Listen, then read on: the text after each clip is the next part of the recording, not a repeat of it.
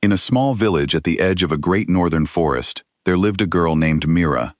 She was 17 years old, with calloused hands from farm work, and a heart that was softer than anyone in her family understood. Her parents ran a small dairy farm on the outskirts of the village, and every morning, before the sun had fully risen, Mira would wake before the rest of her family to walk the narrow trail that curved behind their cabin and disappeared into the trees. She had been walking that trail since she was 12 years old, back when her grandmother was still alive, and used to tell her stories about the forest spirits who watched over lost creatures.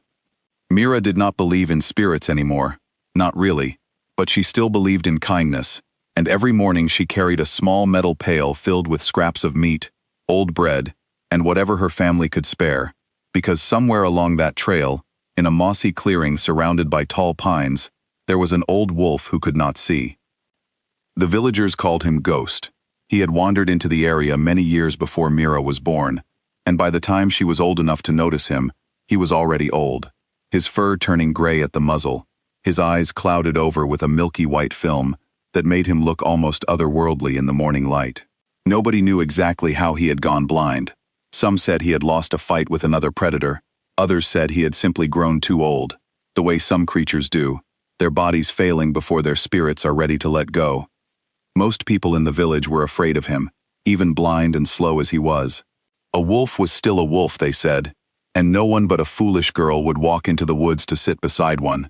But Mira had never felt afraid, not once. Not from the very first morning she found him lying in the clearing, thin and shivering, clearly having gone days without food. She had been 12 then, exploring farther than she was supposed to, and when she saw him, her first instinct was not fear, but sorrow. He looked so alone. She had set down half of the bread she was carrying for her own breakfast, and backed away slowly. The old wolf had lifted his head, nostrils working, and after a long, cautious moment, had eaten. From that day forward, Mira returned every single morning, rain or snow, or blistering summer heat, and slowly, over the months and then years, something between them grew, that was harder to name than friendship, but was unmistakably real. By the time she was 17, their morning ritual was as steady as the sunrise itself. She would sit on a flat gray stone at the edge of the clearing, and Ghost would settle beside her, his great head resting near her knee, and she would talk to him. She told him about her day, about the small worries of village life, about the color of the sky since he could not see it himself. Some mornings, she described the way the frost sparkled on the grass, or how the clouds looked like fat sheep drifting overhead. And though he could not understand her words, he seemed to understand her voice, and that was enough for both of them. What Mira did not know, what none of the villagers knew, was that Ghost had not always been a lonely, blind old wolf living on the edge of human settlement. Deep in the northern range, far beyond where any villager dared travel, there were still wild packs that remembered him by a different name. To them, he had once been the Alpha King, a leader whose reign had lasted through 3 of the harshest winters anyone could remember, a wolf who had done something almost unheard of among his kind. He had united several warring packs into a single, powerful alliance, ending years of bloodshed over hunting grounds and territory. He had ruled not through brute strength alone, though he had plenty of that in his prime, but through a kind of quiet wisdom that other wolves respected instinctively. Younger wolves who challenged him for leadership, as was the way of things, often found themselves backing down, not because they were beaten, but because something in his manner told them they were wrong to fight him at all. He was patient with the weak and fierce with threats to his pack, and for many years, that balance kept his territory safer and more peaceful than any other in the northern range. But no reign lasts forever. During a harsh winter hunt, a fight with a wounded elk left him with injuries to both eyes, and though he survived, his sight slowly faded over the following months, until it was gone entirely. In the world of wild wolves, a blind leader is not simply pitied. He is a vulnerability, a weakness that younger, hungrier wolves will eventually exploit. Ghost knew this better than anyone, having watched it happen to leaders before him. Rather than wait for the challenge that was certain to come, rather than force his loyal pack to choose between following a blind king or turning against him, he made a choice that surprised everyone who might have been watching. He left in the night, alone, walking south until the forest grew unfamiliar and the sounds of his old territory faded into silence behind him. He expected to die out there, alone and forgotten, the way many old and broken animals do. Instead, half-starved and directionless, he had wandered into the clearing behind a small village, and a 12-year-old girl with bread in her hands had found him first. Years passed this way, the girl growing older, the wolf growing older still, both of them unaware of how strange and wonderful their quiet friendship truly was. Mira never asked Ghost to be anything other than what she saw in front of her each morning. A gentle, aging creature who needed her, and who, in his own way, needed nothing more than her presence. Everything changed on a cold morning in early spring, when the last patches of snow still clung to the shadowed parts of the forest floor. Mira had woken later than usual, delayed by chores, and by the time she reached the trail, the sun was already higher in the sky than she liked.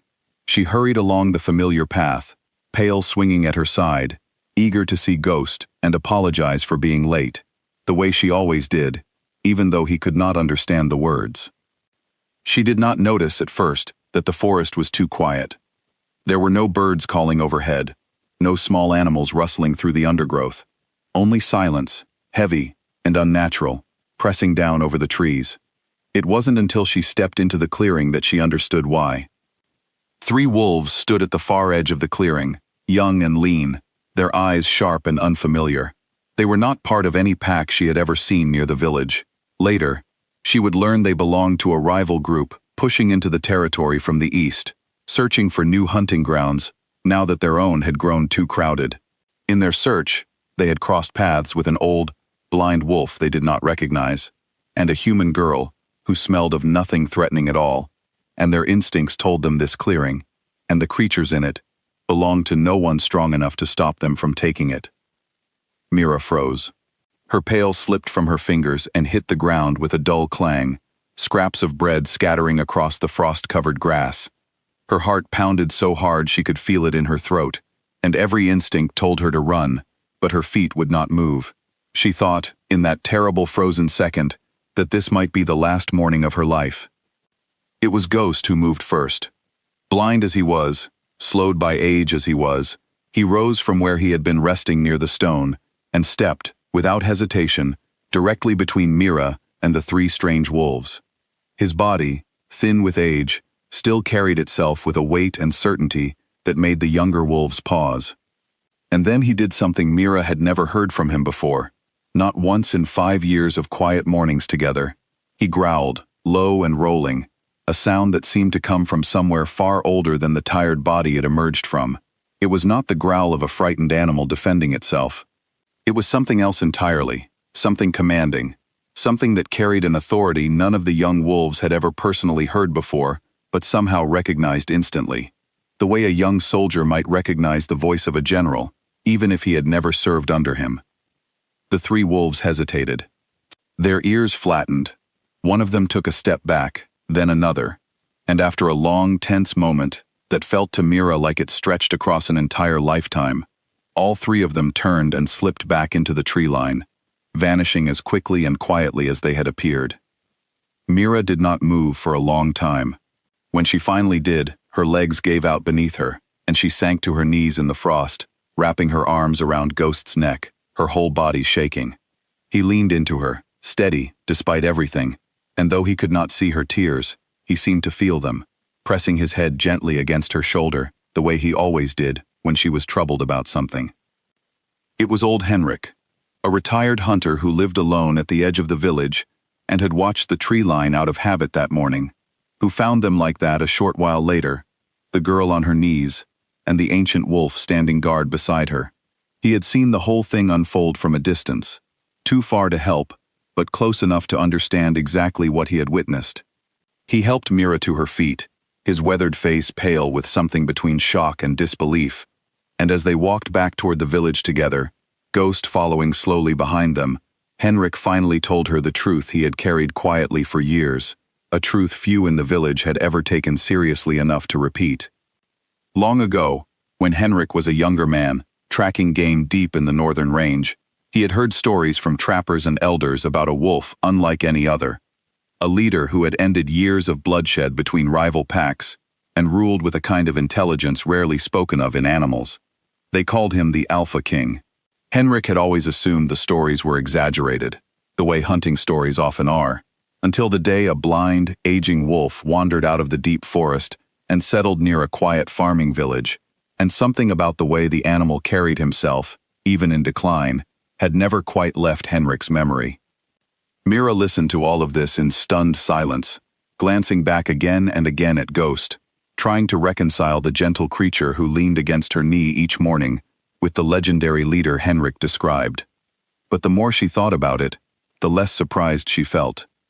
She remembered the quiet dignity in the way Ghost carried his blindness, never bitter, never afraid, only patient.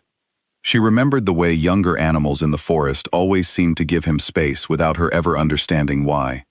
It all made a strange kind of sense now, settling into place like the final piece of a puzzle she hadn't known she was solving. She did not treat him differently after that. If anything, she found herself returning to the clearing more often than before, not out of duty, but out of a deeper understanding of what those quiet mornings had meant all along. She began to see her old friend not as a broken, abandoned creature to be pitied, but as someone who had once carried the weight of leading others through their hardest winters, who had given up his crown rather than let his weakness endanger the pack he loved, and who had found, in the years that followed, something he perhaps valued more than any throne, the simple, steady companionship of a girl who asked nothing of him and offered everything in return. Ghost lived 2 more years after that morning in the clearing, growing slower and quieter with each passing season, but never once missing a morning with Mira, not until the very end. When he finally passed, peacefully, in his sleep beneath the same pine trees where she had first found him as a girl of 12, Mira buried him herself, marking the spot with the same flat gray stone she had always sat upon. She visited it every morning after that, out of habit as much as love, sitting quietly the way she always had, describing the color of the sky to a friend who could no longer hear her, but who she liked to believe was listening all the same. Years later, when Mira had grown into a woman with children of her own, she would walk them along that same forest trail and tell them the story of the old wolf who had once been a king, and how he had chosen, in the end, a quiet life of kindness over a life of power, and how sometimes the greatest strength a person, or a creature, can show is not in ruling over others, but in gently protecting the one soul who never stopped believing in them.